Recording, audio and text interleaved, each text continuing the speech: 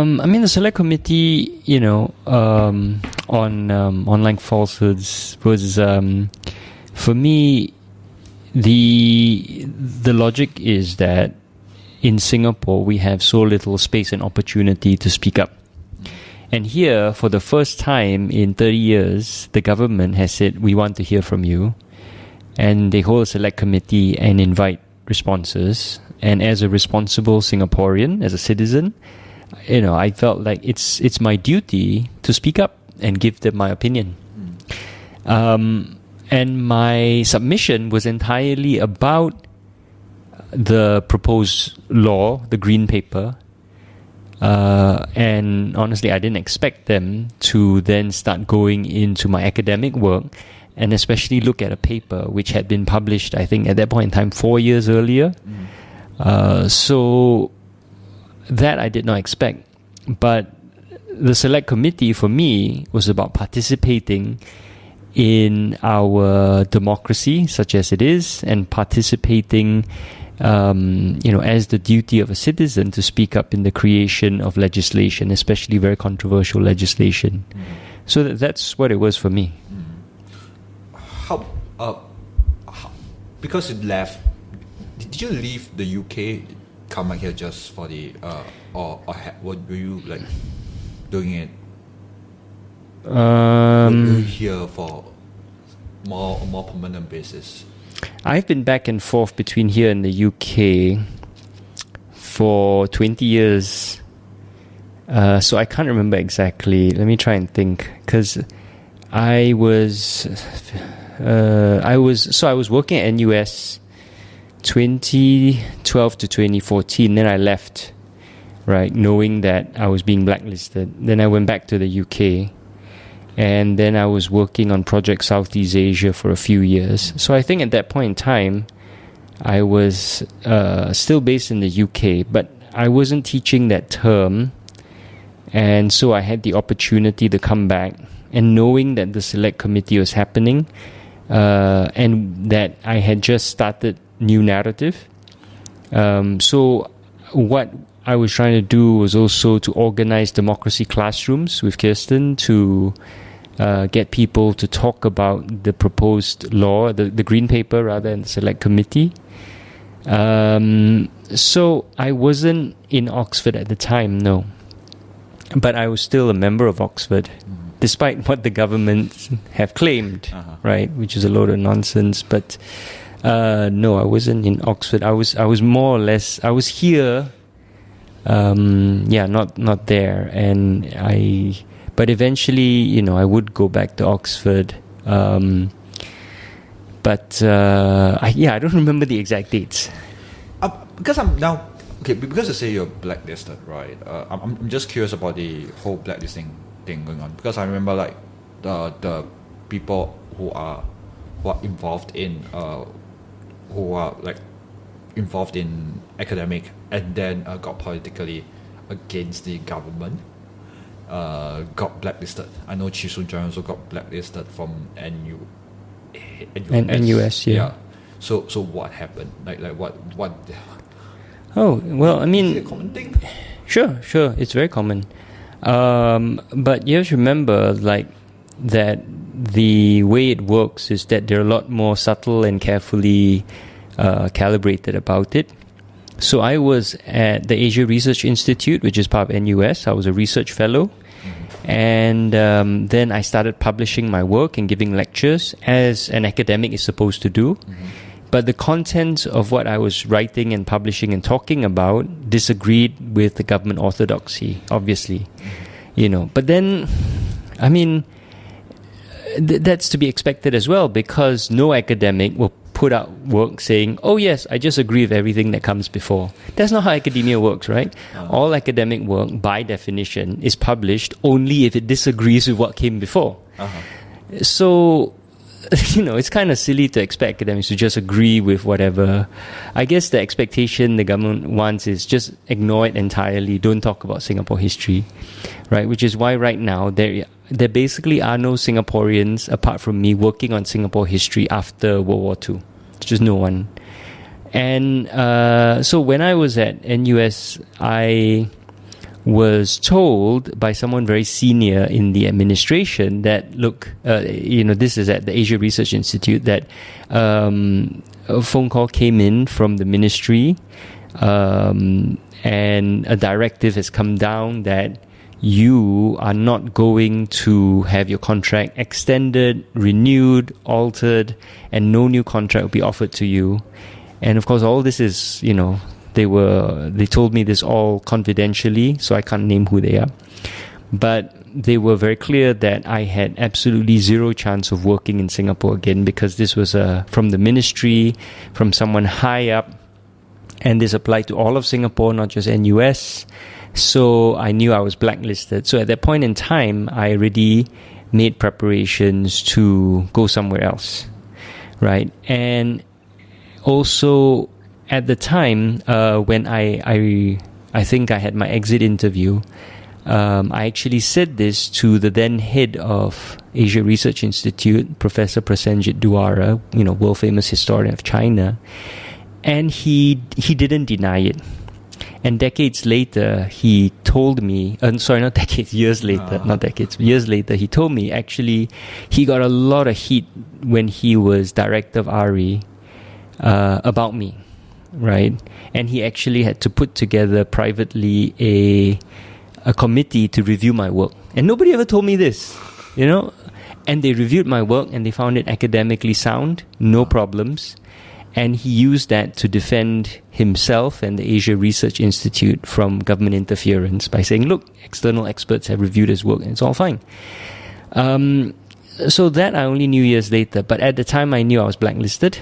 And the interesting thing is that no one has ever denied this. I've told this story publicly. I told this story to Al Jazeera. It came out in an Al Jazeera documentary. And the media then asked NUS, hey, is this true? And NUS, their response was, oh, we are unaware of any conversation that Dr. Thum may have had. So their response was not, this is untrue and we never do this. No, their response was, we are unaware of this conversation, so we cannot comment on it. Which to me, is a tacit admission that, yes, it's true. And this story is very common. I have heard this story many, many times. A group of academics recently did a survey about political interference in academic work. And true to form, it's very carefully targeted, right? If you work on something the government is happy about or agrees with the government or is, doesn't challenge their orthodoxy, right? Because everything's political. You can't say non-political. But if it doesn't challenge them, you have lots of academic freedom. But for an unlucky few whose work disagrees with the government, there's a lot of interference. And so a common tactic for academics is to wait till you have tenure and you're very hard, almost impossible to fire, and then you go against the government. Before that, you toe the line. After that, then you can speak out more. But for non-Singaporeans in particular, you just end up having to leave. And, for Singaporeans as well. So most Singaporeans who work at NUS in history, they don't work on post-war history. They don't work on any period where the PAP still exists, right? Or they don't work on Singapore at all, right? And that's a shame, because the amazing thing is we have the National University of Singapore, which does next to no original research on Singapore in so many critical areas, whether it's history, politics, law outside of business and constitutional law, all these areas where you'd think the National University of Singapore should be leading the world on researching Singapore. There's next to no new original research on the period where Singapore actually exists because of the political issues. Yeah, so it's a real pity. I've never realized how sexy Singapore history can be. Because I was I remember getting in touch with one of the professors in NUS who's working on the 50 years or something like that, on the book about Singapore history. Right. And he got me in contact with the Sultan, one of the lineage, the Sultan lineage, where of Johor. Johor, yes, Yeah. the guy, the signing of the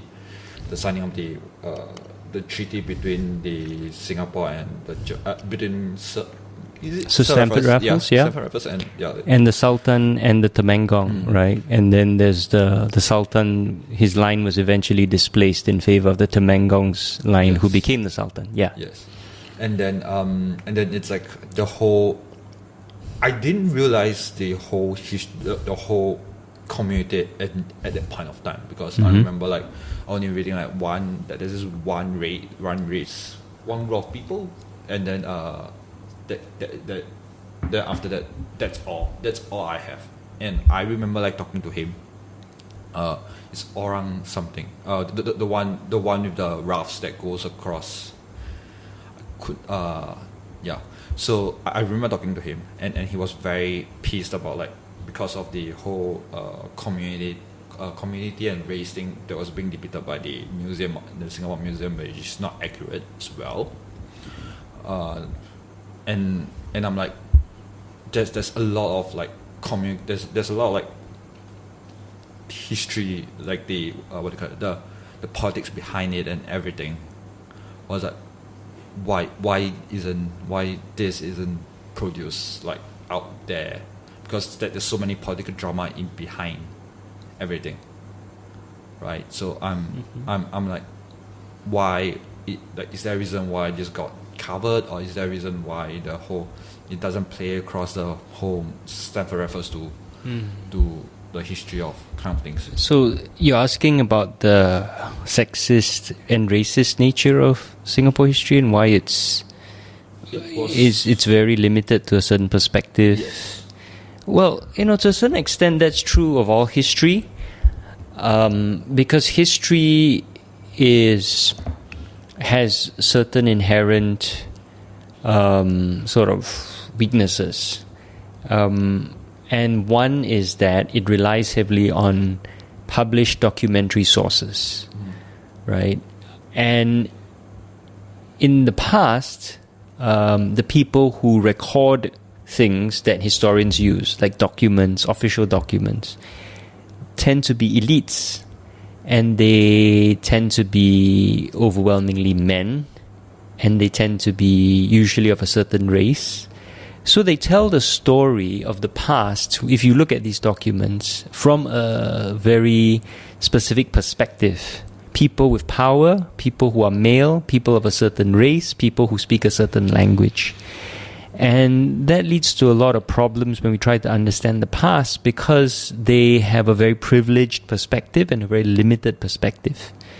So a lot of history ends up being like that to begin with, just because we don't have sufficient sources to understand the people who didn't write those documents, right? And so there's a lot of efforts in history to circumvent and overcome that, whether it's through reinterpreting the documents themselves, which is a field called subaltern studies, where you try and understand read between the lines and understand the perspective of the people who are the subject of the document, rather than the people who are the authors of the document. So, for example, often you'll see, and even this is true in modern day, a government will say, oh, there was a riot in this area, people are, unlawful, and this is typical of this minority group, that they always like to riot, they're very, misbehaving, disobedient, they like to drink a lot, right? They are, they don't understand what hard work is, right? They just sit around and then they get angry. But then you read between the lines and you see things like, oh, there was a bread shortage, taxes were increased, the government didn't repair the roads and instead spent the money on beautifying the area where the white people lived with, more lamps and, more shrubbery, while there was sewage running through the streets in this other area, right? And there was a economic crisis and there was a job shortage, and then the government tried to force people to accept wage cuts. And then you understand it's not a riot, right? It's a protest out of sheer frustration. But you got to look at this bigger picture. So that's one major reason why our history tends to look at things from a certain perspective. And Singapore, you have that, and then on top of that, you have a government which is very focused on promoting a certain narrative of history which justifies its policies. And because its policies are very much in continuity with what the British did and the kind of values and assumptions that the British had about race, class, capitalism, the organization of society, then that's why you end up having a history that also privileges white people, privileges the British perspective, privileges the English language perspective and the male perspective in our history, that is then reinforced by a government today that actively uses that history to justify its policies. So I think those are the two main reasons in Singapore why you end up looking at the history that way. And of course, anyone who then tries to reinterpret our history from different perspectives runs into several problems. One is that you disagree with the government, you're going to get in trouble and your life becomes very difficult. You can't get a job. And then the second is that academia, we have this idea academia is this a lot of, this ivory tower, right? Purity about, I want to study this and I'm going to sit and study it, even if there's no real sort of economic, incentive or whatever, no real use to the world. I want to study blue sky research. Actually, academia is very much the opposite. It's driven by funding. And maybe 50 years ago, academia was more blue sky, academics just doing whatever research they thought was interesting. But today it's driven so heavily by funding, and the major funder of academic research in Singapore, again, is the Singapore government itself. And you look at something like Singapore history, why would anyone anywhere else fund Singapore history? What good would it do them? Right? If you look at major universities, what they're interested in are things which bring in prestige and even more funding. They want to look at China, international relations, political Islam, right? These are the hot button issues that will bring in even more money. No one wants to do Singapore history. Singapore's small, Singapore's boring, Singapore's prosperous, right? So it really should be the responsibility of the Singapore government to sponsor and fund Singapore history, Singapore research into Singapore, whether it's history or law or politics or whatever. But they don't. So there's just no money in Singapore history. And that's the other problem. You want to have an academic career, don't do Singapore history. Because this is one thing about academic career where I don't understand is like why is it not driven by why is it so much being driven, or at least the social science of things, where it was very well driven by the government itself, in a sense. Because it's like yes, it's a representation of Singapore history. It's a representation of history, but why isn't like a private group of people that, hey, look, like there isn't much support from? Because I'm not sure, is it because the West or the East or China, right? Because of the whole, they've reached a certain point of like a status in the world, where and their history is a lot more sexier because of the archaeological dig in behind their history. You got like the Qing Shi Huang's thing, and or maybe Egypt, right? Like, yeah, it's I feel like there's a sexiness to it, sure, compared to but we are not able to dig out there's not much sexiness to the Singapore history, which is such a shame, because I think the sexiness to Singapore history is not the archaeological dig of it, but it's the whole. It's more like a soap opera, or it's more like a more like a political drama behind everything. Yeah, that's true, but also very relevant to a lot of the problems we have today, right? One of the arguments of my book is that the fundamental fault lines in Singapore from 50 years ago are the same fundamental fault lines today, and it's been preserved because of a government which doesn't want to have any debate or discussion about these issues and instead suppresses them. So, and who's also preserved the fundamentally British approach to governing society. So until we look at our history and look at and understand these fault lines, we can't make progress on the problems we have today. And in particular, the problems are race, class, and language, and the divisions that cut, through society. And also this idea of democracy and self-governance and sovereignty, what that means to us. So, to come back to your question, I think there's a fascinating amount to understand in Singapore history. And the other problem is, I think Singapore is also much more fascinating when you don't take it on its own, but understand that Singapore is one small part of this whole Nusantara, right? This very rich Southeast Asian sea that we are part of with all these connections. And Singapore's history can't be made sense of without understanding that it's also part of Javanese history, of Malay history, of Bornean history, Sumatran history, right? All these places are deeply interconnected to Singapore. And with the modern, these artificial borders that we have, nation states, the governments want to pretend that Singapore is somehow different from Johor. It's the same place, right? The people have the same history, the same past. And somehow Singapore can be understood separate from the region, when actually, no, you can't understand Singapore without understanding, for example, Javanese migration, Sumatran migration, to Singapore, and understanding the factors there. So that's some of the problems, right? So to come back to your question, wait, what was your question again? Suddenly, I could not remember. Why independent? People don't fund Singapore history. I mean, to what end, right? We have, if you were a philanthropist in Singapore, and there's not many independent of the government. No one wants to offend the government, first of all.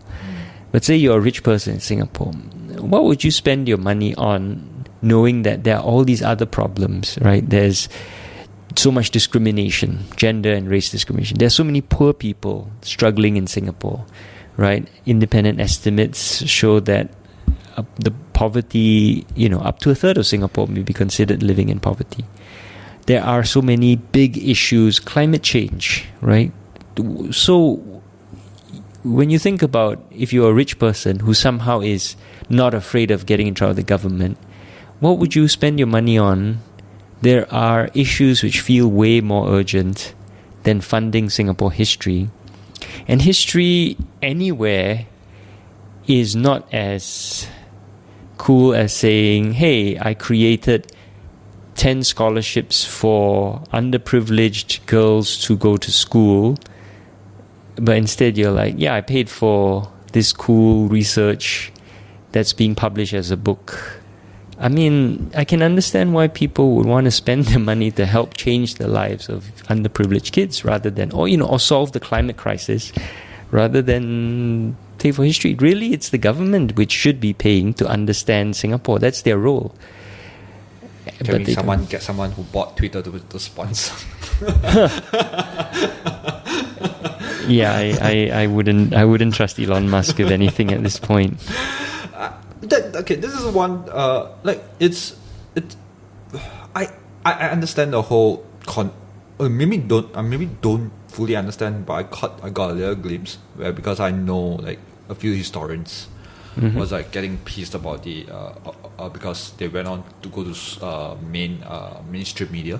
Yeah. Right, and talk about there's so much connectivity between us and Johor, in a sense where I remember there's this we are talking about the Chukangs in Singapore. So there's this Lim Chukang. Then we have this thing called the Tan Chukang, which has history which are connected to the ones in Johor as well. And the whole drama behind they didn't collect taxes because of the gambling and stuff like that. The Johor Sultan at the point of time was covering the eyes of And I'm like, there's a lot of like, although that's not published, although that's not like known everywhere else, like it got, I would say it got censored because I do not, that's not the official reply from my producer at that point of time. But it's like, okay, we can't, because there's a lot of filtering that need to be, because it's a 1 hour show, time that there's not enough time for that show. And I'm like, okay, sure. But the whole idea of like, there's so many history, there's so many connections between the two places that it's just like, okay, like why didn't we talk about this? Like, why didn't we like the idea of Nisun, because it's easier to compartmentalize when you have Yio Chu Kang and stuff like that. There's no question in there. Okay. but do you expect the push? Do you expect the pushback when it comes to when it comes to the government at that point of time, or do they expect like they when it comes to your being blacklisted and stuff like that? So many times I've been told like the government's opening up, especially in the past, not so much now. Now it's quite clear they're not opening up. But I got my doctorate in 2011. Uh-huh. And you'll remember that year was the year that the Workers' Party won alternate. Oh, yeah. And so when I came back the next year to Singapore, right, my new boss at NUS, Chua Beng Huat, said, I think this is a good time to come home because the government has to recognize, the PAP has to recognize, they need to open up more. I think the Workers' Party win is a wake-up call for them. I mean, I'm paraphrasing him, but he basically said, I think it's a good time, because I did tell him, look, my work is going to challenge the government orthodoxy, and his response was, I think it'll be fine. It wasn't fine.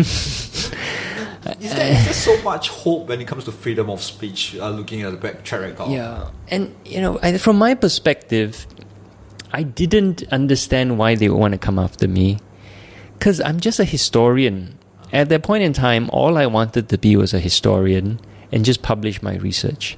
So even if I disagree with the government and publish this different perspective, so what? This is the PAP.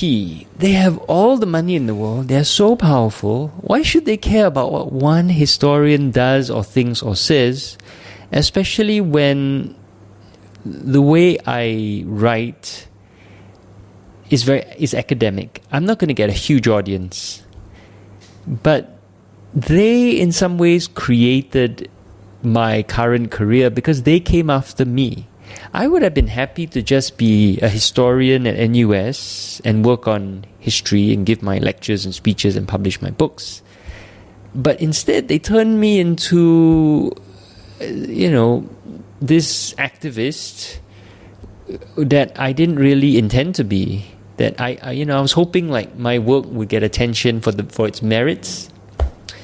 But, as a historian, you're lucky if 50 people read your work, 30 people, right?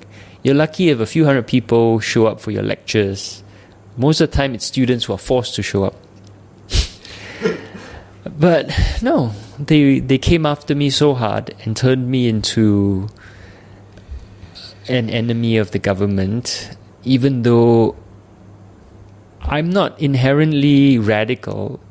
Based on our conversation earlier, I suspect in some ways your politics are to the left of mine. So I mean, you look at me, right? I am male, Chinese, well-educated, English-speaking. By all definitions, I am elite in Singapore. There is no need for me to want to rock the boat. And as a historian, I was exposed to historical injustice, but I wasn't connected to all the injustices that happen today. So all of that came after they came after me. And I don't understand why they had to create this enemy and force me to a point where if I want to live in Singapore and be relevant to Singapore and have a career in Singapore, I got to create new narrative and, and push back. If I want to have any hope of ever living permanently in Singapore. I can't have a country which constantly harasses, oppresses. I can't have the police always after me. I can't live in fear all the time. So my only hope is to fight for a country where that doesn't happen. Right? So they radicalized me. And for what end? Why, if they had just let me be, I would just be a historian today. So your question, did I expect it? I really didn't. I think it was a huge mistake for them to do what they did and to constantly go after anyone who disagrees. My argument is, you don't like what we say, just ignore us, right? If the PAP say they're so successful, that the majority of people support them in their policies, that they're doing the right thing, well, fine then just ignore us. Why worry about a few people running around disagreeing with you? Why worry about what we do or say if the vast majority of people are on your side? I am a little bit worried with the current government or how the government is in place, because there's a lot. I think a lot of people are very worried. I don't know. I don't see a lot of commotion around social media, right? I'm not so sure it's because they got hidden, but it's just the whole idea of like even the new leader came out, and I'm like, aren't you supposed to be a bit careful about this guy, right? Like he isn't exactly like the saint of what I think would be the correct Lawrence Wong. Like Well, I would. He isn't exactly a saint, right? He isn't. Yeah. I mean, like. Yeah. He has pushed a lot, like even in he has pushed a lot, like because I like the idea of freedom, right? I would like to first start with freedom of expression and stuff like that, and I'm like, why is everyone like okay with, like everyone when it first started, I was like, no guys, just be careful, because your freedom can be taken away. And you don't want that to happen. And right now I'm just worried, like in a sense where, because yes, like I thought it was freer in the 60s and 70s, which is ironic compared to now. No, you're not wrong. I think in some ways it was very much freer in the definitely post-emergency from the mid-50s onwards. I call that time the peak of Singaporean democracy, because the British wanted to convince the world that, yes, we are giving the country independence, genuine independence, and that means genuine freedom and genuine freedom of speech and genuine political rights. So they had to put up with a lot of stuff that you would never see in Singapore today, right? And they had to put up with, people attacking the British government, criticizing them fiercely in parliament, opposition. The leader of the opposition, let's not forget, Lee Kuan Yew, standing up, condemning their policies. They put up all of that. And the elections were free and fair, right? And so in some ways we had more freedom then, because the British had every incentive to tolerate it, to show to the world, especially post-Suez, right? The Suez crisis really affected their standing in the world. So you see their internal documents, they're saying, we have to give this a chance in good faith to happen. So, so I mean, it's a bit of digression, just to agree with your point that we had more freedom. And when we had more democracy, we also had more freedom. When the PAP still worried about losing elections, we had more freedom. We had policies which were more pro-people. Until 1980, we had basically free universal health care, for example. The HDB was way more heavily subsidized and it was cheaper, right? All these very pro-people policies, progressive policies. And it's only when they got a clean sweep, then slowly it all went away, and slowly, they became more arrogant, high-handed, to the point where today they take us all for granted. Is it because they know what is going to happen? Because, you mean they know no one knows what's going to happen? They were in the position of the other side, right? That's why they are like fully guarded right now. I do not want the same thing happen to me as what has happened to the British. What happened to the British? Are fine. No, as in like I don't want the power to be lost. Because but that's how a country works. The PAP were an opposition party, then they gained power. Then the opposition party would have been okay, but the PAP then crushed them. So I guess maybe what a better way of asking, maybe what you're asking is they don't want to become like the Barisan. But the Barisan only became that way because the PAP crushed them and detained all their leaders without trial, and tortured their leaders when in detention. I don't think that would happen to the leaders of the PAP. You look at other countries around the region, they change governments. Indonesia's changed government, Malaysia's changed government, the Philippines changes government every 6 years, right, because they have a presidential system. Thailand changes, nothing happens to the opposition. You have to accept that these changes of power in a democracy happen regularly and act in good faith. And if you don't oppress the opposition, when the opposition win power, they won't oppress you, right? That's the thing about democracy, it's so values-based. It relies on people being democratic and honest and willing to take things on trust and act in a way which is fair. Democracy is so easily exploited if you go strictly by the letter of the law rather than the spirit of it. And the PAP, for decades now, has gone by the letter of the law rather than the spirit of it. They say, we have, freedom of speech, right? It's in the Constitution. But they go by the letter of the law, which allows them to carve out all sorts of exceptions in the, for the sake of national security, for example. I remember there is one where I got really pissed off. They got me really angry. It was like, we can't use vulgarities on civil servants. Right. Yeah, because I remember saying this, someone who just went past the custom and go, and it was very annoyed by it was by a Singapore legal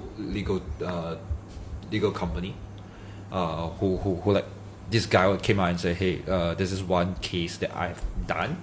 Where it goes where this lady was, where his client was like, oh look, I'm so he has gone through so many.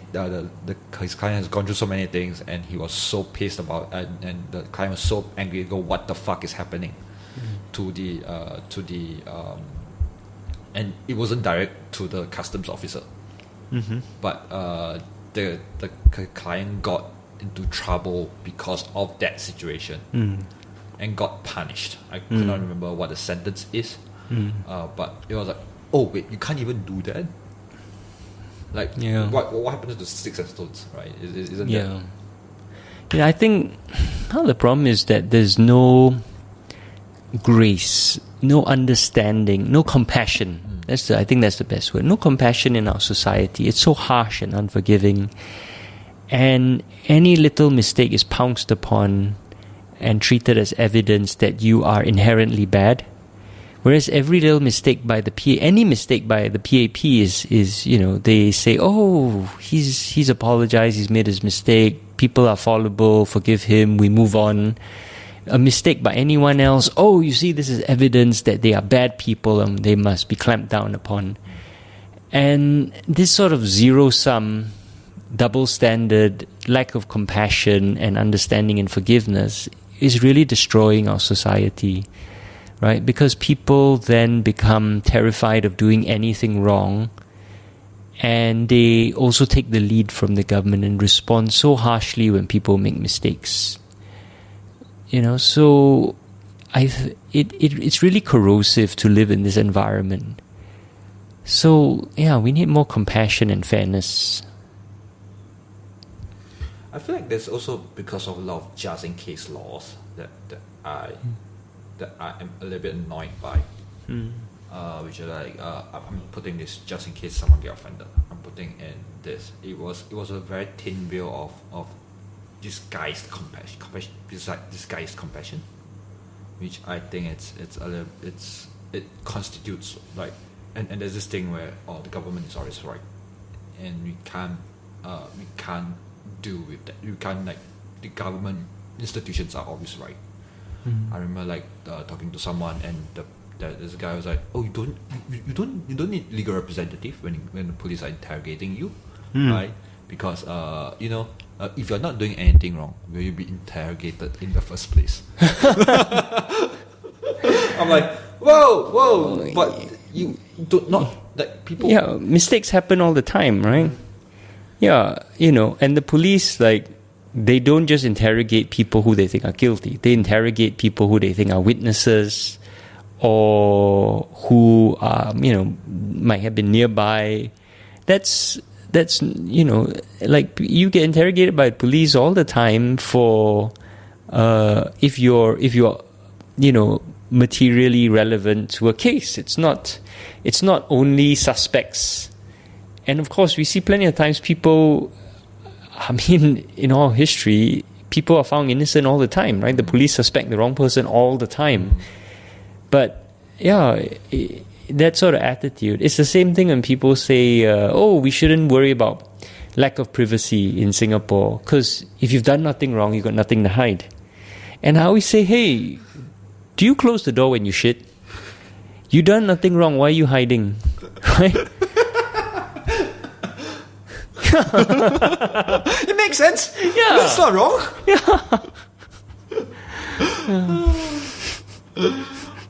It's just such a weird idea to have, to like, the whole world is not the whole world is right. Like the authorities are always right. For me, it's like, wait. They're human. They make mistakes. And we need to have more compassion for people who make mistakes on both sides to make it, because I think another reason why the government cannot accept that they make mistakes is because that means they're fallible. That means they cannot admit they're ever wrong, because then that opens the floodgates to then people saying, might you be wrong in this? No, they want to be right all the time and have no one question them. That makes their lives easier, right? No one likes being told they're wrong.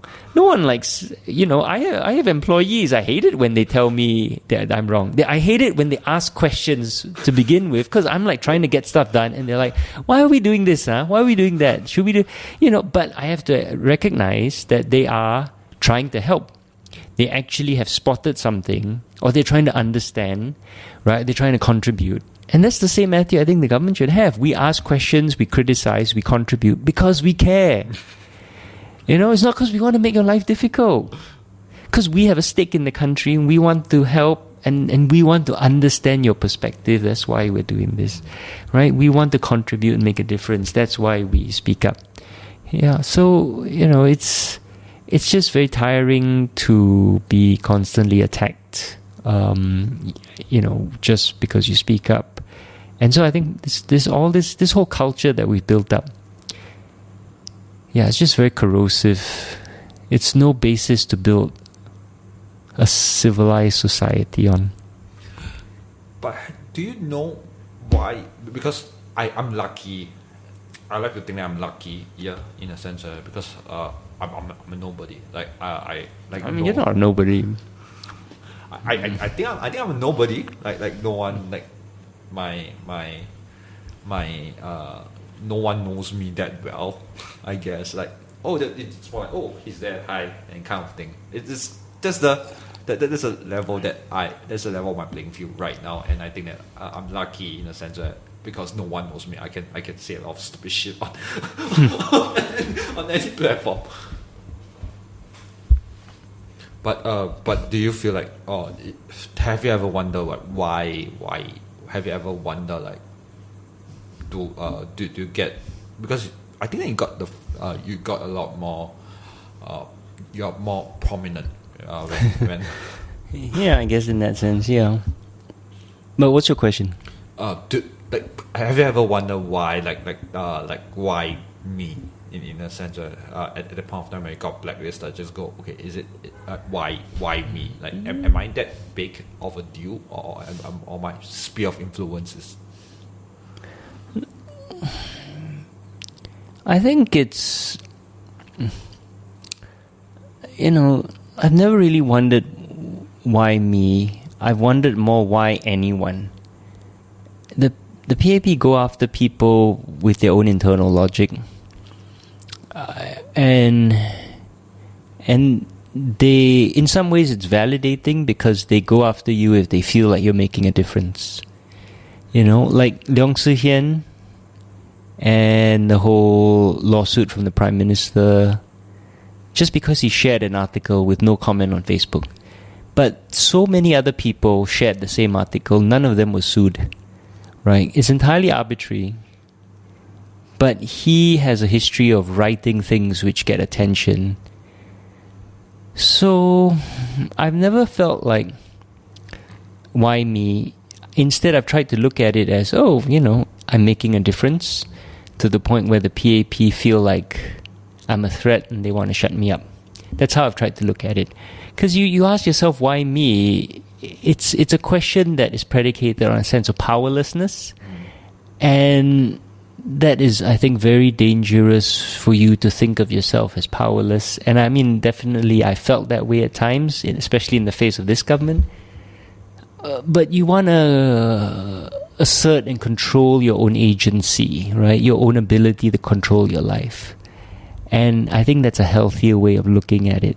So I try not to think, why me? I think of it as, I'm making a difference. And the fact that this extremely powerful government has to come after me personally, I take as a compliment. Of course, when the police are showing up at my gate, when I'm sitting across from the police officer asking me bloody stupid questions over and over again, it doesn't feel like that much of a compliment, but that's what I try and hold on to keep myself sane. Yeah. I'm just curious, like what's the whole thought process when the police came over and just go, I need you to go to a police station with me right now. Like what's what's going through your head with that question?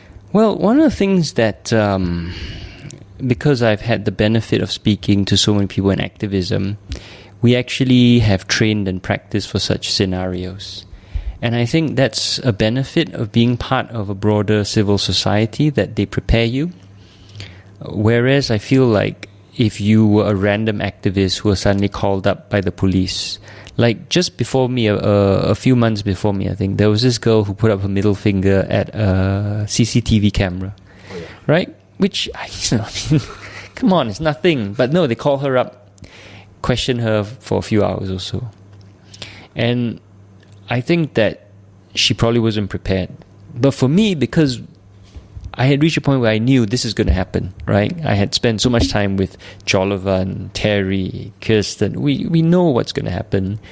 So I was lucky. My training kicked in. I was like, okay, now I know what to do. I need to contact my lawyer. I need to contact my team, right? I need to go make sure that I'm logged out of everything in case they take my laptop, log out of all the accounts so they can't access, wipe the phone if I can, wipe the laptop if I can, give instructions to my family. And I also prepared my family, right? My mother, she's very old now, but because I had practiced this scenario with her, she knew what to do, and then she knew who to call, who to prepare. And so I think that's really important. And it's actually a sad indictment of our society that people have to prepare for the police to come to your door and raid you and all that. But that's where we are, I guess. So, yeah, I mean, that's what went through my head.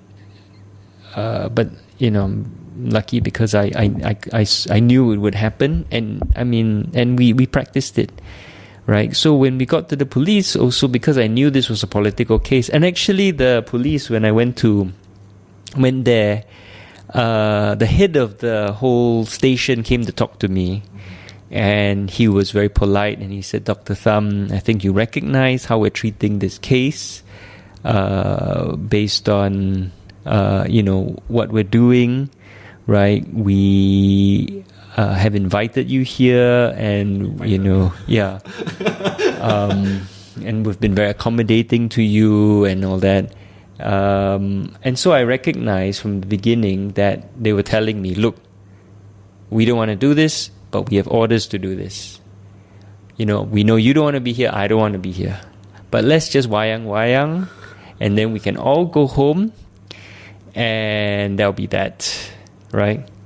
So I could also take these cues and the way they treated me to know that when I sat down opposite the policeman, I didn't actually have to answer his questions. They were relevant. It was all there to harass me. So I just said no comment to everything. And the first time was because it's a lot scarier lah. And then I remember like trying to understand some of these questions and why they're asking and all of that, you know. But the second time when he called me in, I already like, I don't care, whatever. I already told him, look, you know, Inspector, I'm gonna just say no comment to everything. He's like, yeah, I know, Dr. Thum. I still have to ask you. I was like, I know you have to ask me, but we can save so much more time if you just write no comment. He's like, I can't do that. And I was like, okay, you ask. So he asked, I say no comment. Yeah, actually, like, he asked me my name, I was like, no comments. You know, things like that, right? And then I remember at the end, he, I think it was like question 63 or whatever at that point, because you have to number everything. He's like, okay, Dr. Thum, the next question is going to sound really stupid. He actually apologized to me. He's like, I still have to ask you. I was like, ask lah. I want to go home already. He was like, when you say no comment, what do you mean? And I was like, no comment.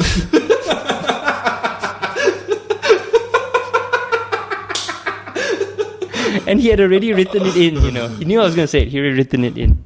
Does that answer the question or does that not? I don't know.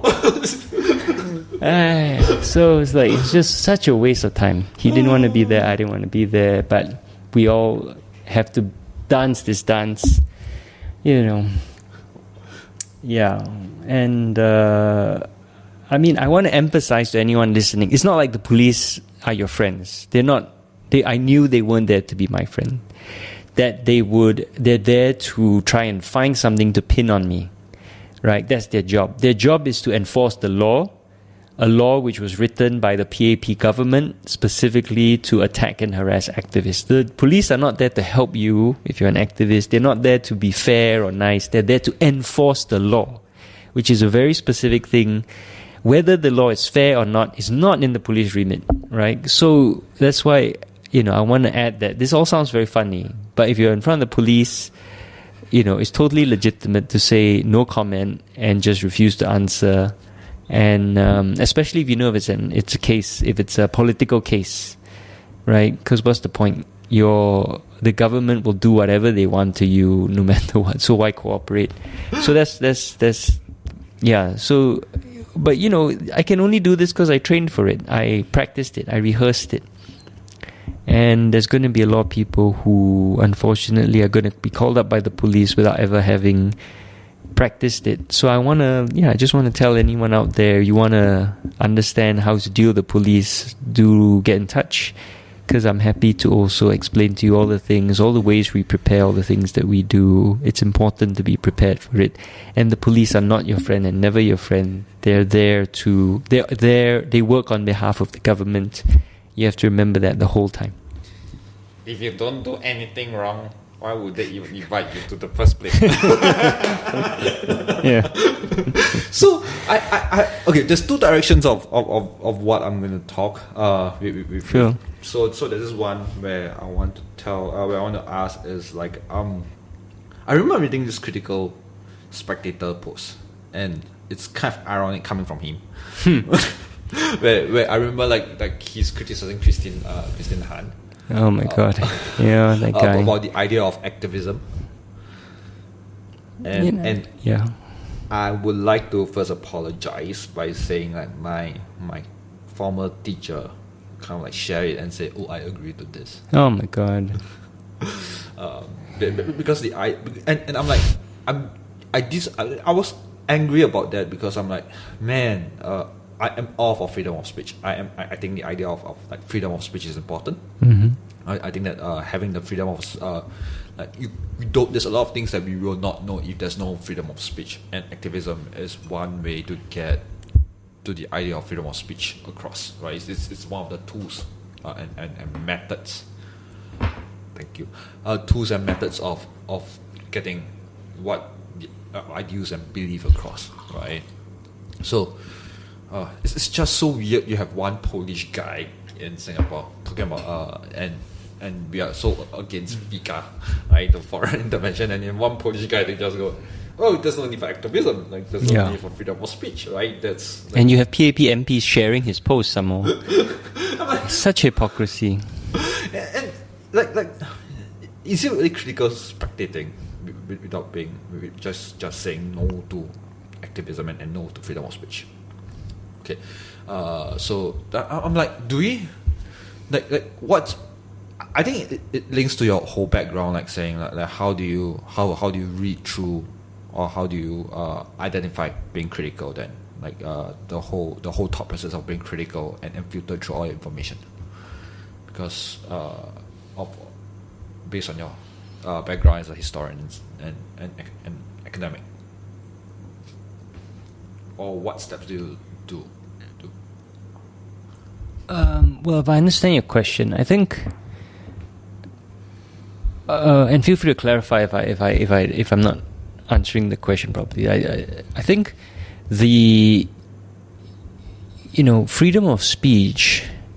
There's several components which are important to remember. The first is that the freedom of speech is about the government. The government don't have the right to suppress your speech, right? Legitimate speech.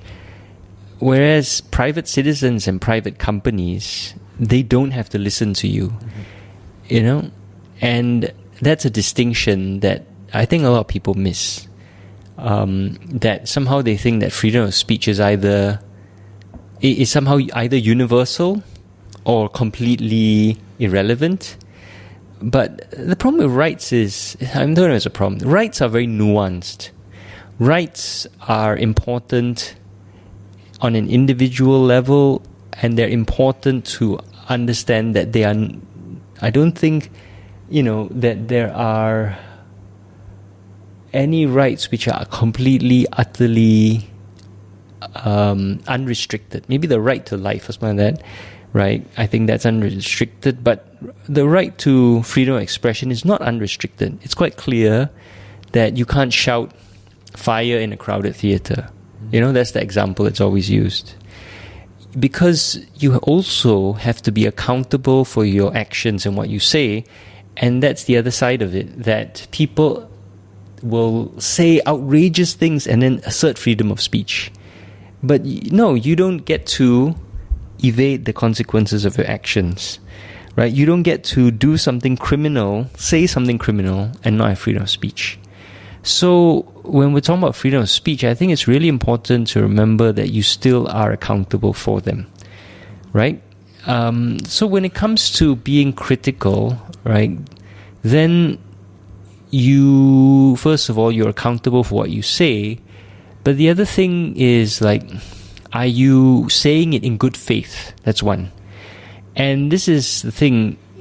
I see a lot of people who make arguments that either twist or distort or don't take things in good faith. And more importantly, they're not willing to engage with people who disagree. And then they also assert rights for themselves that they don't respect for others, right? And that is, in that case, I think you then there's no one who has the like, you don't have the right to force other people to engage with you, right? And you don't have the right to be listened to by everyone, especially if you're a private citizen. So if you assert,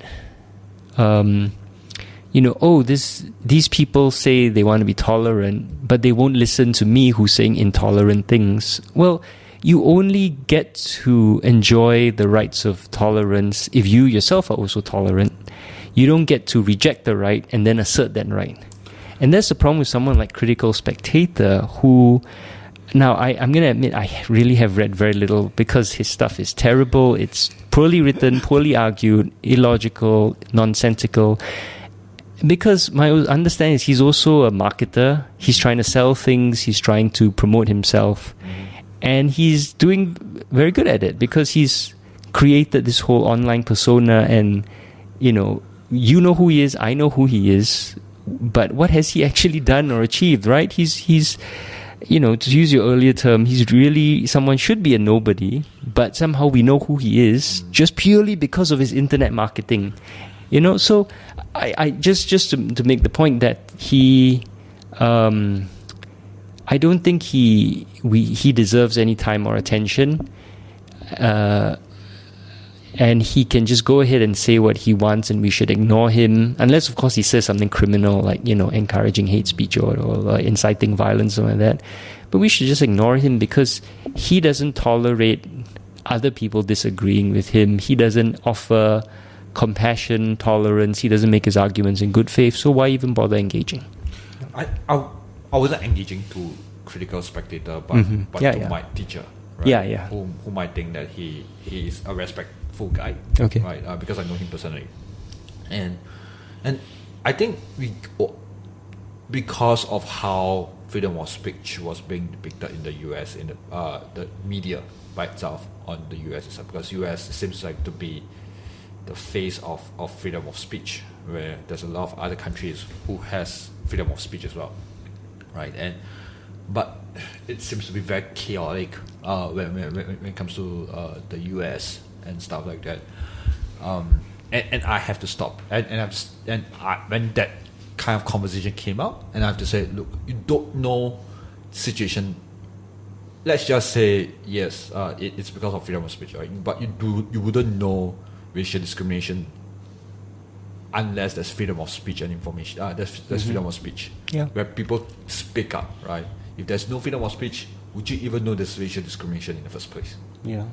So, and that somehow I'm not open the door, I guess. Like at least with the shut of the door, the chain lock of the door, you open a little bit, right?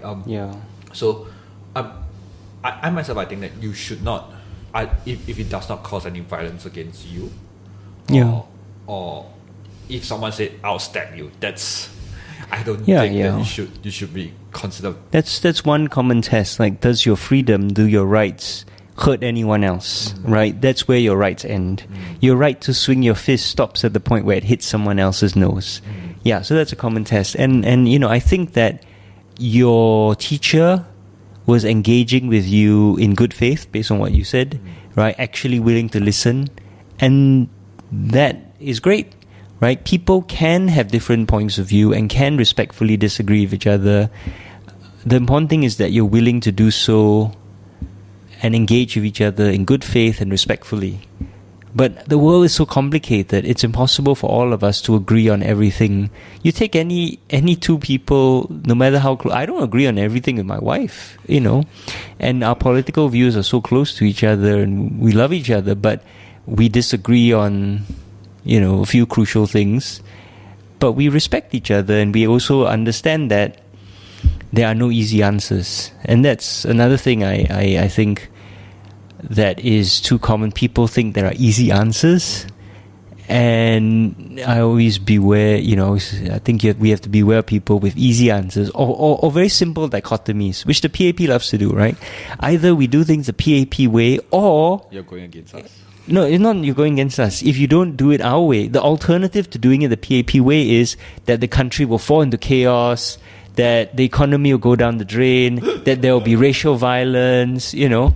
So that's how they always present it. They always say, oh, but we have the best solution. The alternative is, you know, like all these tensions in society will erupt, which is not true. There are so many different ways to do things, so many different possible solutions. It's all trade-offs. Where are your values, right? So beware the simple answer, beware the person who doesn't engage. And it sounds like your former teacher was willing to engage, and that's the most important thing, I think. I think because we kind of like respect each other in a sense that, look, this is what happens and stuff like that, right? Yeah. Like I think he got where I'm coming from, and I myself, I'm not so sure whether unreasonable is a good word to use, because I'm like, okay, look, this is what happens, and this is what happens. Like there are nuance to everything. There's context, there's nuance, there are things that you have to filter through before getting to the whole context. And I'm very lucky because I know a black person that grew up in the South, where it's and they're very racially, and he went through the whole racial thing, issue, growing up. So it gives me a lot of perspective, right? When it comes to like talking to people, right? And why, and give me like a very different perspective when it comes to like why certain conversation need to take place. And although I disagree with him a lot of things, but we can come to a point where I say, look, this is your point of view, and I understand why certain nuance needed to take place. Yeah, so and it's just so weird when your former teacher also are the one that go like, we need to teach you how to think critically. Like that's the whole that's such a weird thing that comes out from that when you have all my friends are teachers, and all my former teachers are saying the whole education system can't improve until you're being taught. Yeah, that's part of the problem, right? We lament that our students can't think, but when they try and think independently and have the quote-unquote wrong views, we suppress them. And one thing I'm really enjoying about living in Manila is like watching my son in school, and it was astonishing for him how the students are encouraged to think, to have different opinions, and to be critical of the government. And they're expected to be, part of their duty as a citizen, right, is to have these political opinions, and the teachers will ask them, well, what do you think of this policy? What do you think of, and this, he's the equivalent of Sec 4, right? He's Sec 4, 2 more years of school. And I feel like that's a huge part of his education. And unfortunately, it's a part of the education which is lacking here. Right? I'm not saying like one education system is better than another. My point is, if we want kids to think critically, we have to accept that part of thinking critically is they're going to disagree with you on a lot of things, right? Sometimes very vociferously. And if we want people to be active citizens, they're going to take actions on views that disagree with yours, and your life is going to be a lot more complicated, right? But our system can't tolerate that, and as a result, we have generations of kids being told to sit down, shut up, just do whatever they're told, do whatever the government says, and then we lament, they can't think critically, And it's not like there's no capacity. You look at the essays that students write in their GP papers, for example, wonderfully argued and very well researched and thought out. But the moment they try and express those sort of views in a non-theoretical way and then take action on their views, they're slapped down. They're told, no, you cannot do that. So obviously they learn very quickly, just shut up, right? And all this critical thinking is left behind once they come out in the real world. Yeah. Hey, if you have not done anything wrong. Man. But this is one thing. Here's another direction I want to bring across. Sure. How do you, like, what kind of family do you grow up then? Like, because if I am the one who getting caught, even I'm the one that tell my parents, hey, we need to go through this, right? Yeah. I believe my parents will. I think my parents will murder me first. Yeah. Then hand me to the police. Yeah. Then see me getting murdered again. Yeah. so at some level, right? Like, what kind of family do you grow up from? Like, because are they very traditional? Are they very conservative? Oh no. Actually, I think I'm lucky in that my family were both professionals. Right, my father was an accountant. My mother worked for a bank, so they had. Especially having been born just after the war, they grew up in a time where they were able to have these careers and be very secure in their careers. So growing up, I didn't have this feeling of, I didn't experience any deprivation or want. And what they did also was, from a young age, they taught me to ask questions and speak up if I felt like I needed to know something, or if I felt like something was wrong, I should speak up, And I don't know if they did it intentionally, but it actually makes a huge difference if you imagine a child, right, and at the dinner table they say to the parent, I'm so upset at the teacher because I think she didn't give me the right grade. You look at my answer, I think my answer is correct. She should have given me one more mark. What my parents would do is, okay, so what are you going to say to her tomorrow? How are you going to deal with this, right? What is your argument going to be? Whereas I can imagine most parents would be like, oh no, it's okay, I'm sure the teacher is right, don't say anything, right? So that's a simple example, but that's the approach that they took. But then I think also because my mother is a Methodist and I was raised in Methodist school, I had this education from young about social justice and the role of your responsibility as a good Christian to contribute to society. And it's one of the things I think Methodists were very proud of, that we're focused on social justice, and we're a sort of denomination founded very much on being amongst the people, right? John Wesley argued, why do we need all these fancy churches? You can reach God in a field, right? You should be preaching to the poor people, preaching to all the people, not in a big fancy church and then all this money and whatever, right? So that's another thing. I think actually being religious really helps, and my religion gives me strength. And of course, being an athlete, you as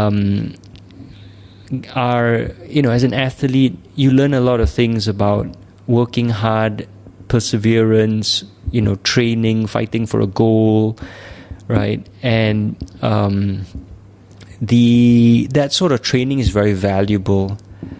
And I think that also really, really helped me, because you learn the value of hard work over a long period and sticking with the goal and pursuing it, and you don't give up easily, right? So it's a combination of all these things, and I think also just ending up representing Singapore also means I have a very different relationship to Singapore, in that I actually have a much more visceral pride in the country and the flag. I represented Singapore at all the levels, went to the Olympics, later swam the Channel, and was the first Singaporean to do that.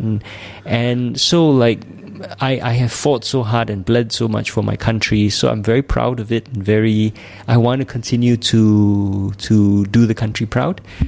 So yeah, I'm getting a bit away from your question, but yeah, to come back to your question, I think how I was raised definitely was very, very important. And of course, the another interesting thing is my parents, my father's side speaks Cantonese, my mother's side speaks Hokkien. Their common language was English, so I was raised speaking English educated, which inadvertently also, I suppose, puts me in the sort of, as Michael Barrs described it in his study, the elite of Singapore, right? People who speak English well, people who are male and Chinese, English educated, and to a lesser extent, people who are Christian have a lot of advantages in this society.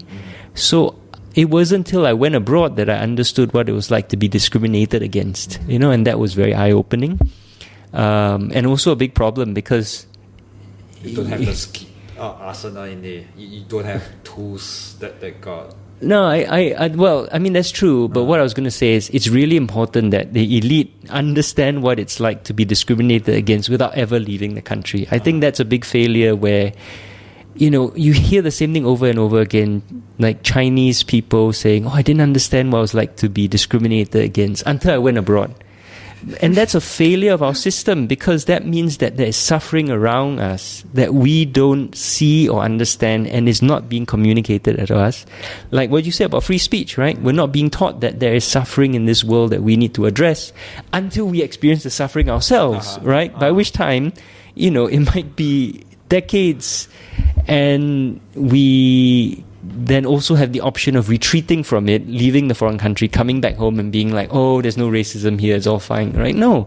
Kids need to understand that there is discrimination, gender, class, race, religion, all of that exists, and the solution is not to ignore it or pretend it doesn't exist, but to talk about it And the countries which talk the most about race actually do the best at dealing with race.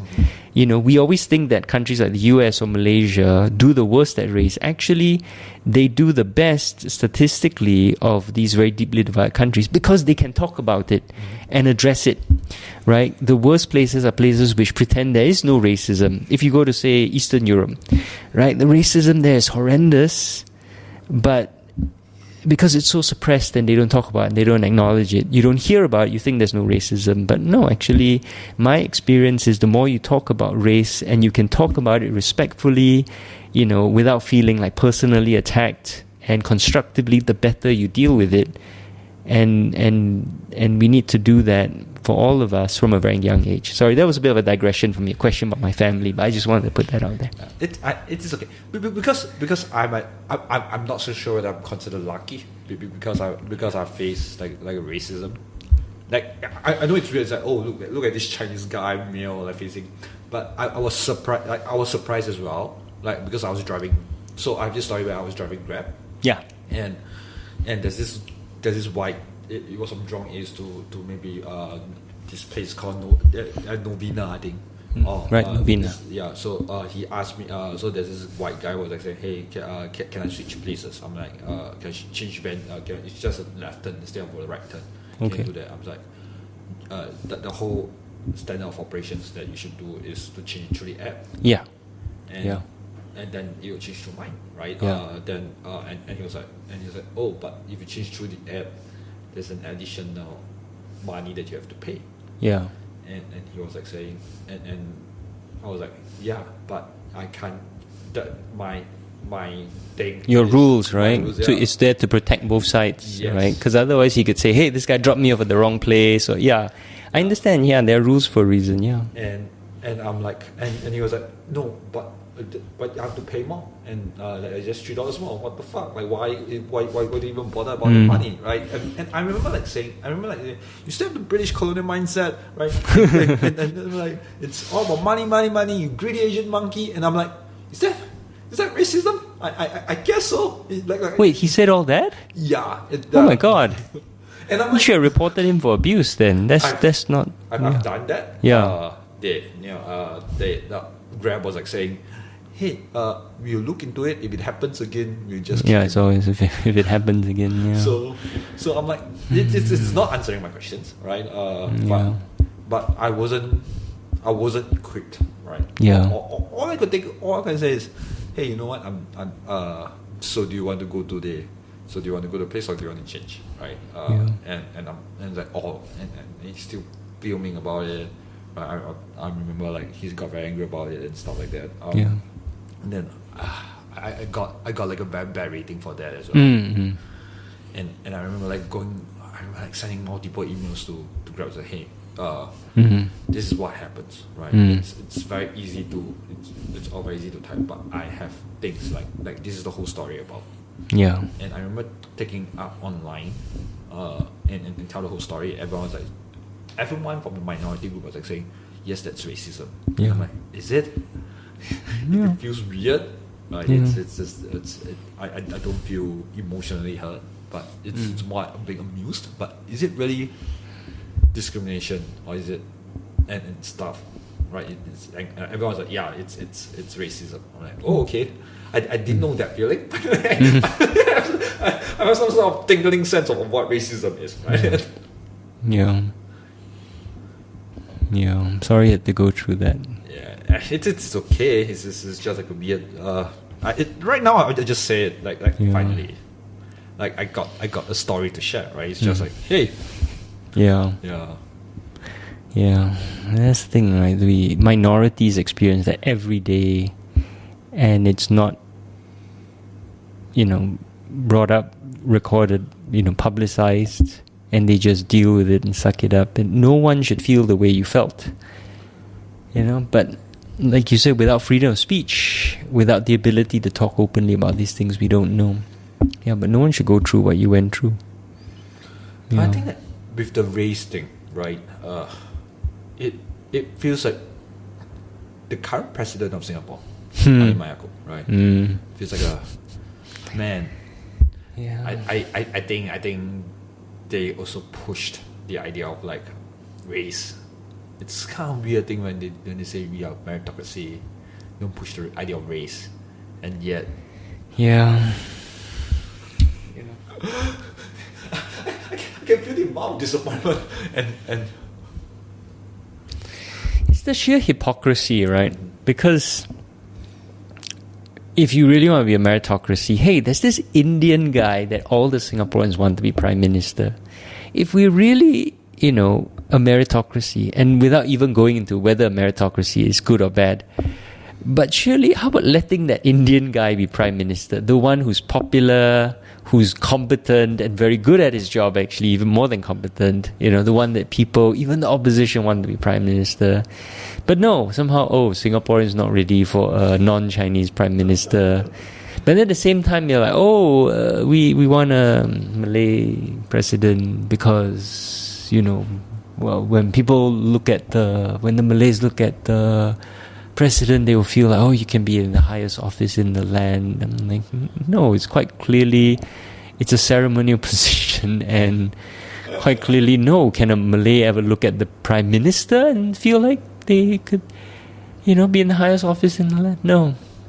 I had to bring up the Philippines again, but this is one of the things that really amazed me at the presidential election, that in all the debates, they invited two people that you'd never see it running for president, never permitted to run for president in any other country. One is a socialist, left-wing Labour leader. And not only that, they address him as brother, Leody Guzman, right? They don't just call him Leody, they call him Ka Leody. It's like Saudara, right? It's the brother, comrade. They address all these right-wing people going, Ka Leody, yes, I agree, workers' rights, yes. The other person that's there on the podium, on the stage, is a Muslim imam from Mindanao. And he's polling very little, but they take him seriously, they listen to his criticisms, they engage with him, he's there on the stage.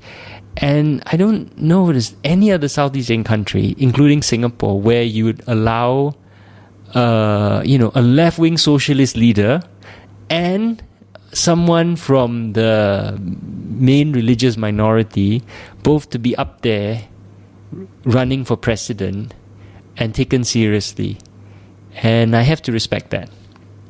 And again, right, I'm not saying Philippines better, Singapore was whatever. I'm just saying I respect that they have these alternatives, genuine alternatives that are taken seriously. No one's making fun of them, or no one serious is making fun of them. They're there, they're taken seriously, they're running, they're permitted to run, they have the same airtime as everyone else.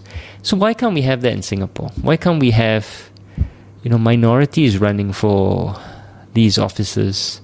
Why does it always have to be this very racialized, tokenized, almost insulting way of looking at minorities? Just take people seriously for the ideas they bring, and let's not bring like all these nonsense about these very narrow categories of race into it.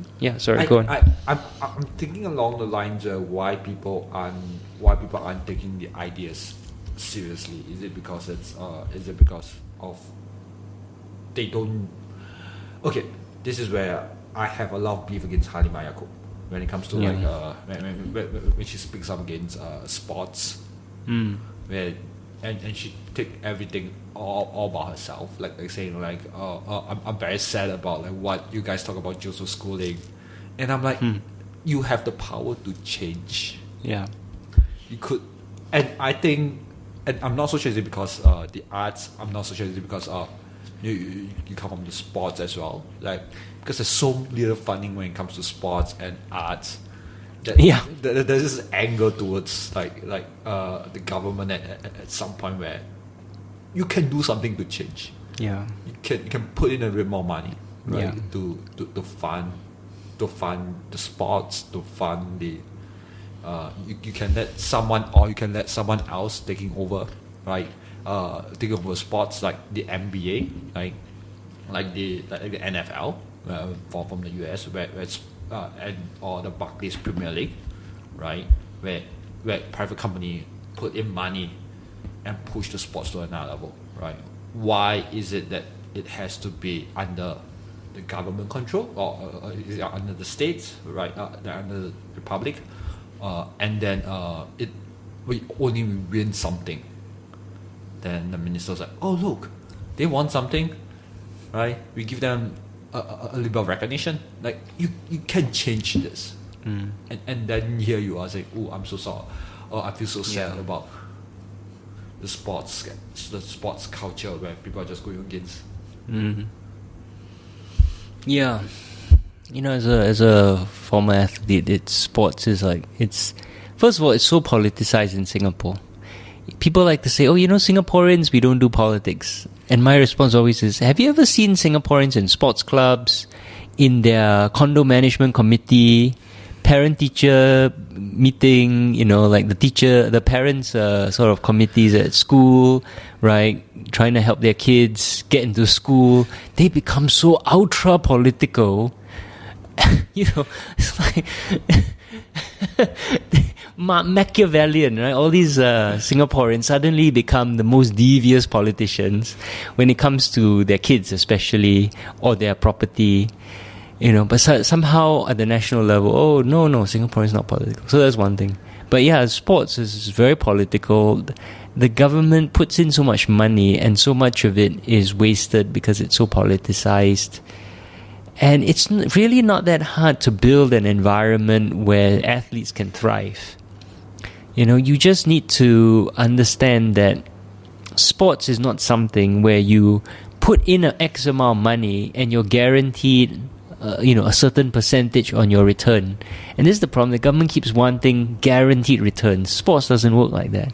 And sports is not about that. Sports is encouraging us to be the best that we can be, to strive for greater things, right? To set an example for the rest of society about the heights that the human spirit can reach. And in order to do that, you need to give space for people to really aspire and thrive and practice and reach for these great things. But you can't then impose these hard targets and say, oh, you must have X, Y, Z, otherwise. Because you can't control how other countries and other athletes perform. And ultimately, these, if you're going to put all your stock in medals at these different games, you can't control how hard other countries' athletes are training. And you can't control the fact that we're a very tiny country and there's only going to be so many people doing so many things, and our pool of talent is very small. You just have to create the conditions where one day, hopefully, someone will take advantage of it. But it's not guaranteed, right? So, yeah, anyway, that's sports. I'm just, I don't think the government knows how to do sports. But to come back to your point, yes, this is broader theme. The government is always like, give us control over Singapore. Give up your rights and we will take care of you, right? Let's control everything. And then when bad things happen, they're like, oh, we cannot do anything. We have no power. Actually, Singaporeans are like that. They're always like that. It's only so much a government can do. I'm like, wait, which one is it? Make up your mind, right? Do you have, are you going to completely reform society if we give you the power? And they've been in power 50, 60 years, right? How can they say, oh, Singaporeans are like that? They have completely transformed society through either physical, changes or economic incentives. We used to have the highest birth rate in the world. Then suddenly in the 80s it plummeted because stopped at 2, and now we have a very low birth rate. The PAP did that. They changed our society. They have changed our society in so many ways. But when it comes to crucial issues, they always we cannot do anything. People are like that. We cannot end racism. We cannot deal with racial discrimination. We cannot deal with all these problems because actually people are just like that. We cannot. So which one is it, right?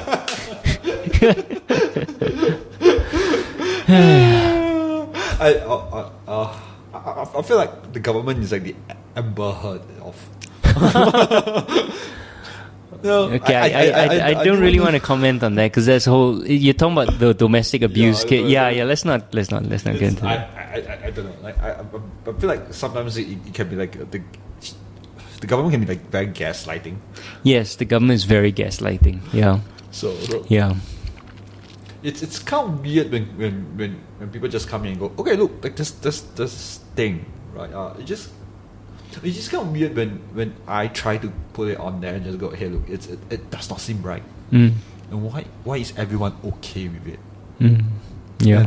And everyone's like defending the other person. Yeah. And I'm like, okay, but why is majority defending the other person and don't see the irony in that defense?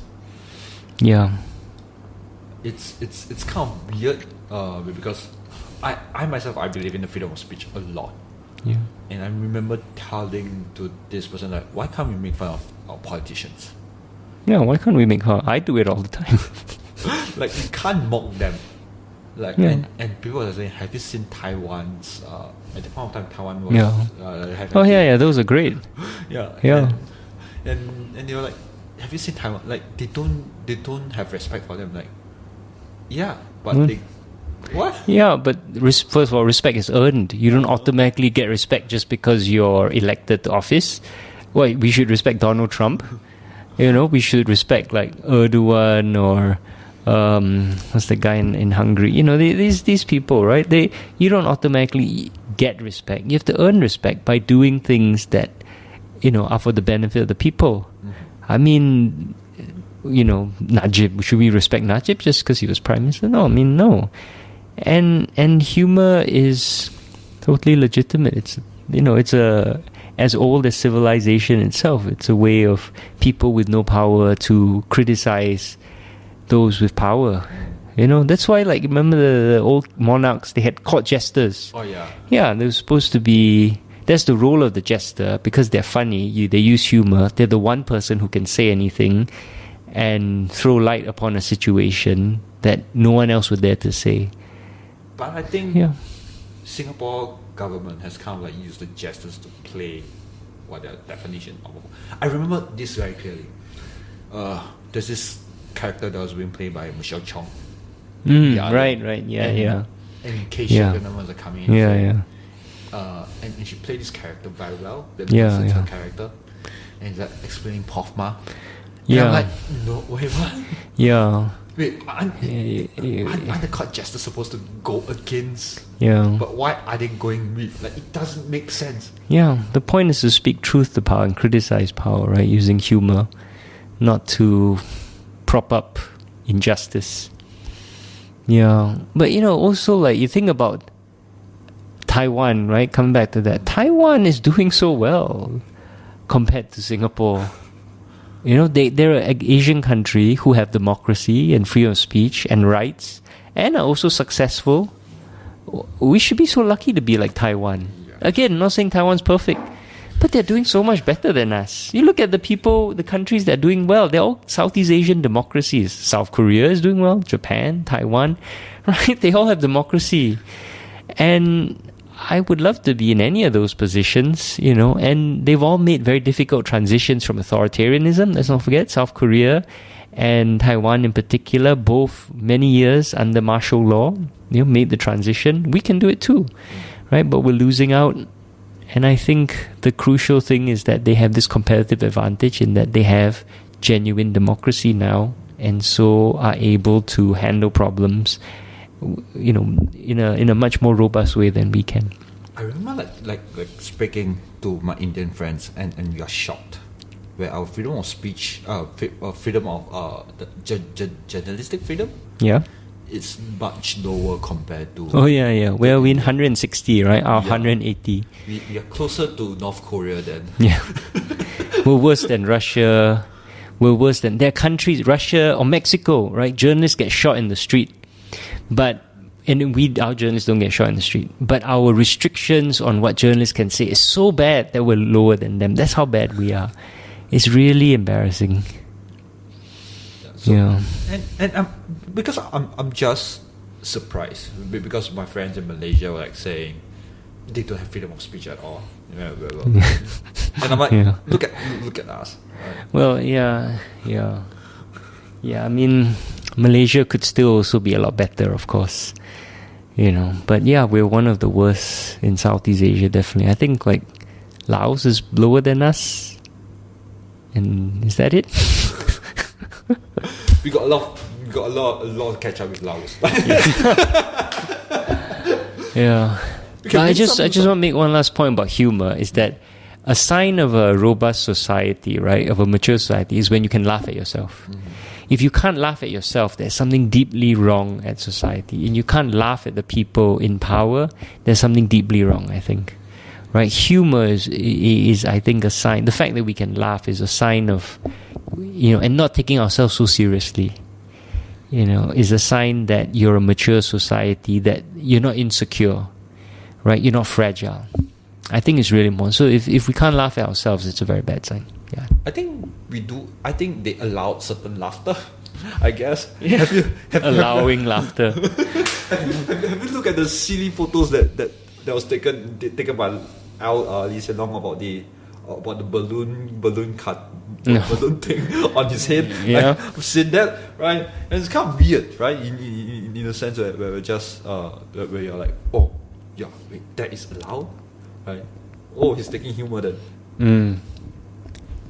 Okay, Ken. Okay. Do you want to wrap up? Any last questions? I don't have any more. I don't have a lot. I don't have any last questions. Okay, sure. Just, I can still talk for a short while longer. I just wanted a signal. So if you have anything else you want to talk about. Okay. Maybe I would like to know more about because I would like to know more about your family. That like you because you have a very liberal. I would say liberal, but a very liberal. Like a culture when it comes to family, right?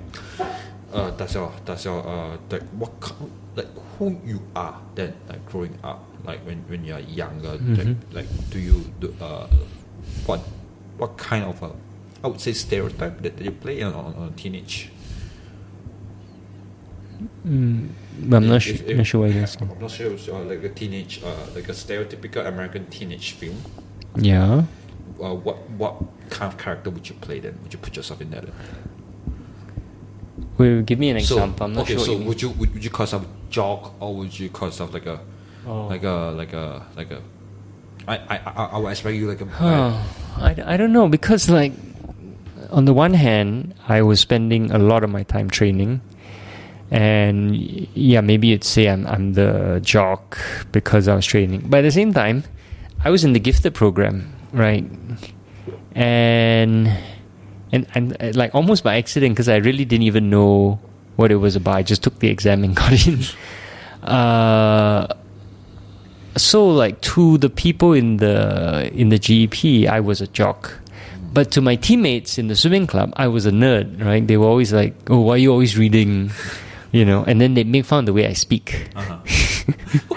What kind of teammate do you have? Like no kids kids make fun of each other like that. I mean, I got to forgive them, but of course at the time it was hurtful. But kids are just mean to each other, like especially jocks, athletes. I mean, so whatever. But yeah, I don't think I fit into any category. But in some ways, I'm very Singaporean because I was raised to like think of the world as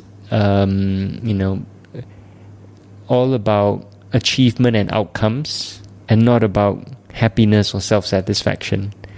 So my father would always say things like, if you're going to do something, you want to be the best at it, otherwise don't do it, right? Which I know now, looking back, is a terrible attitude. There must be room in your life for fun, for beauty, for art, for doing something just for the sheer pleasure of doing it. But no, I was raised in a way where everything I must be good at it. And so I think I feel like I'm very cliched Singaporean in that I'm high achieving. And I look at, I was raised to look at everything in terms of outcome rather than process. But also that left me like emotionally scarred, full of anxiety and insecurity that I've spent years trying to overcome, And so I feel like a lot of sympathy for children in Singapore schools, for Singaporean kids, because it's a terrible way to lead your life. And the way I raise my son now, I never pressure him to do well. I pressure him. I don't even say I pressure him. What I want for him is to be happy in life. No matter what he does, it doesn't have to be any sort of high-paying, steady job. All I hope for him is that he's well-adjusted and happy no matter what he does. And that's the kind of life, and I want him to know that my love for him is unconditional. Because that's another thing. You feel like growing up in Singapore, you feel your value as a person is also about what you do, what you achieve, right? The more A's you get, the more valuable you are as a person. The more awards you get, the more valuable. Every human being is of equal, inherent dignity and value. So it's a very long answer to your stereotype question, but yeah. But you also answered my question about the one that I want to ask is like what's the definition of Singaporean? Because it's like because I believe that you are not Singaporean when it comes to mindset. If I make sense, because you somehow you somehow have the idea of like going against the authority, and I think and it doesn't fit into the whole Singapore mindset, like saying just follow the authority. And I think it's either some or lose. Can I like completely unpack that and make a really important point, and maybe we finish on this point, which is that I really don't like it, and I'm not criticizing you in any way. I really don't like it when people say, what does it mean to be Singaporean? What does it mean to be X nationality?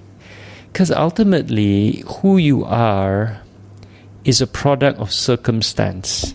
Your environment, the incentive structures that you grew up in, the economy that you grew up in, all these random things, right? Whether you grew up rich, whether you grew up poor, whether you grew up one skin color, another skin color, what language. There is no real essential Singaporeanness. If tomorrow we all woke up and any idea of Singaporean was erased from our heads, we wouldn't be able to invent Singapore, because it doesn't exist objectively in the world beyond a political boundary, right? It's not like if you wake up tomorrow, a rock is still a rock. An igneous rock would still be an igneous rock. But tomorrow, if we erase all the national boundaries in the world, do you really believe that people would then immediately draw the exact same boundaries? No. Right? Nationalism is something that's artificial and created and collectively agreed upon and imagined.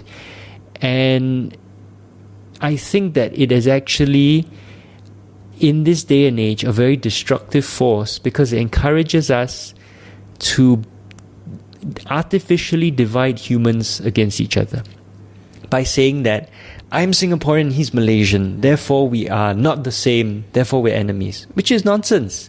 You're telling me that somehow someone living in Sabah, right, which is almost 2 hours away, almost in the Philippines, is the same as someone living in Johor, 1 kilometer away from someone living in Woodlands, and then, from 1 kilometer away, someone living in Woodlands is completely different? No.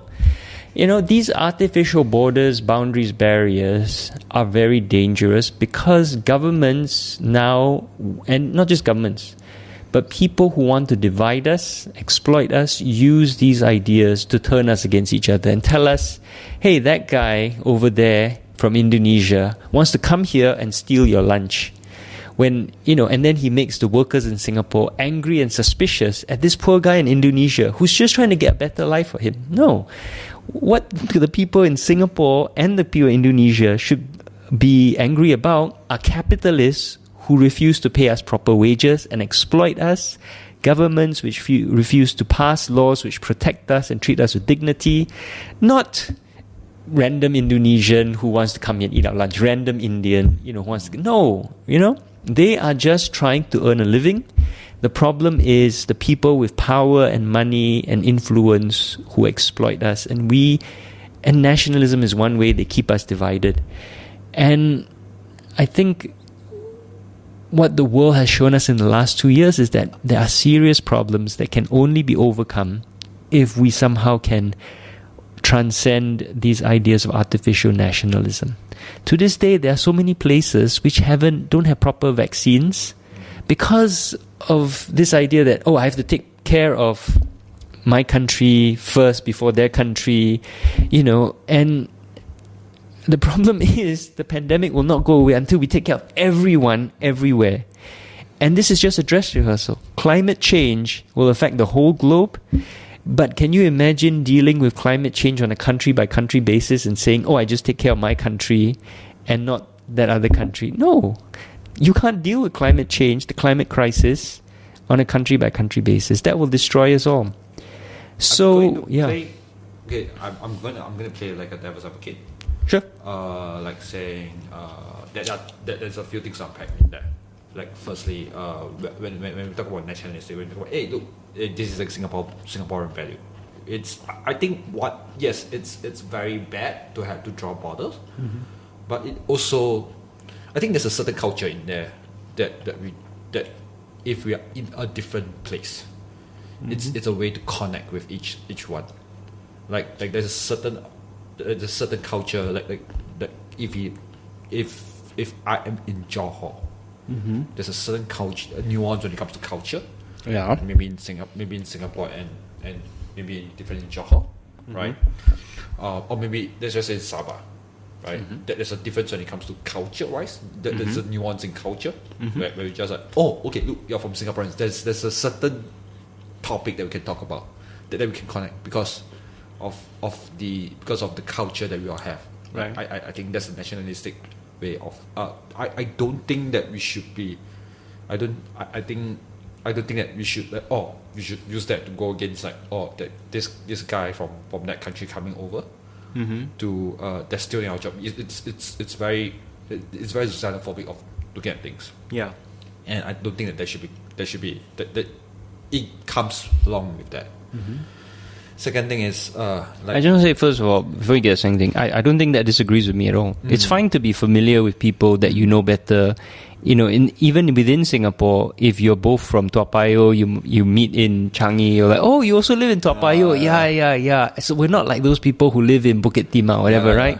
It's okay to be familiar. It's when you start discriminating on the basis of nationalism, then you have a problem. Okay, so I don't think we disagree. Go on the second point. Then the second thing is where I think borders like that that there's finite amount of resources, right? There's like I think what people didn't talk about is the finite resources of a country. Yeah, it's and different people, countries are run by people, and people. This is what I think. People have self-interest. You can't force everyone to think like, it's we have to take care of everyone in the world. I think that there's a certain amount of that if you have this amount of resources, you want to kind of like prioritize. I understand the priorities of a government who wants to take care of their own country first, right? Then move on to the other. Then move on to what they can do in support of other ways of other countries. Okay. So I guess that's why I'm a little bit hesitant when it comes to like saying, hey, why can't we just take care of everyone and stuff like that. I think there's a certain amount of like trade-offs when it comes to like when it comes to nationalism. I think it's ideal, right? To want to help everyone. Yeah. But realistic speaking, that we got this amount of resources. That's the amount that we can do, right? Okay. So my response is this. First of all, the world produces enough food for everyone to have more than enough calories to survive on, right? So it's not true that in certain things there are, at least in certain things like food, right, that there are finite resources. The problem is unequal distribution. If we're talking about food, there's more than enough. And likewise, if you look at vaccines, they're actually more than enough. There are countries where people have like 4 or 5 shots, and then countries where people have 0 shots, right? So part of the problem is distribution. We actually live in a period of time where a lot of scarcity has been defeated, right? The second thing is, I think we also have to remember that countries there's a historical legacy here that's very artificial. We can say, oh, this country should take care of its own people, right? But we also have to remember that there are a lot of countries in the world which for hundreds of years had their resources extracted by another country to take care of that country. And if you look at the European countries, one reason why they're rich and able to take care of themselves better is because of colonialism. You know, the sheer amount of wealth that England took out of India, right? Trillions and trillions in today's dollars. England will never give that back to India. You know, the same, the Netherlands, right? In the Netherlands, if you go to Amsterdam, there's a trading house, a big trading house that was built just to service all the trade, all the goods that would come out of Indonesia. Within 4 years, it was too small. They built an even bigger one next to it. It's such a waste of money, right? So, Indonesia, in Java, when the Dutch arrived in Java, Java had per capita income and living standards equivalent to Western Europe. The Dutch started exploiting, and within 2-3 generations, living standards and incomes had fallen by over a third. So there is a long historical legacy of colonized countries having destroyed, extracted the incomes, the natural resources, colonizers extracting the natural resources of colonized, and that continues to today, right? What is Indonesia doing in West Papua? World's biggest copper mine. You know, that's why they oppress the people of West Papua, for example, right? So we also have to remember that today we say, oh, countries should look after its own, but historically, countries have been exploited by each other all the time, to the point where for many countries it's not fair to them to say, you look at Haiti, the first country, right, to win independence from its colonial master, right, through a slave uprising, and eventually they were forced to pay an indemnity to the French for the loss of French assets. That was billions of dollars, billions of francs, to the point where Haiti today is a total basket case. And people will be like, oh, Haiti cannot govern itself. Well, no shit, it can't govern itself. France owes it trillions and trillions of euros in today's dollars that should have been, remained in Haiti. And Haiti was like, decades paying it off. And we can't ignore the historical legacy. We look down, here in Singapore, we look down on Indonesia, we look down on every other country in Southeast Asia, but we forget that Singapore, our role, why are we rich? Because all of that extraction from Malaysia, Borneo, Java, Sumatra came to Singapore, we took a cut of it, then it went to Europe. We also benefited from the exploitation of people around Southeast Asia, and today somehow government, and it's infected us, and it's one of the bad things about us, arrogance. Oh, we're better than the rest of Southeast Asia. Well, no shit, because we spent so many years as the port which serviced the exploitation of all these other places, and the other way, right? The Singapore, as I have made this point in my the history of Singapore, the coolie trade. Singapore was the transshipment point. Coolies were brought to Singapore and then distributed. We were the central depot of slave labor throughout the region, right? So to say that countries need to look after themselves is, neglects hundreds of years of history where countries exploited each other. And so that creates this artificial idea that all countries are equal today and all countries have equal capacity and equal resources. There is a lot of debt owed by countries to other countries, even within the third world, between each other, that we cannot ignore, and so that's my point. I think that's a point to end. I guess we are about 2 hours. 2 hours, yeah. I had a lot of fun talking. Yeah, thank you for coming. Thank you for having me on your podcast. Thank you for doing this. I've learned quite a bit today. Yeah, well, I'm glad you enjoyed yourself. Thank you. Thank you.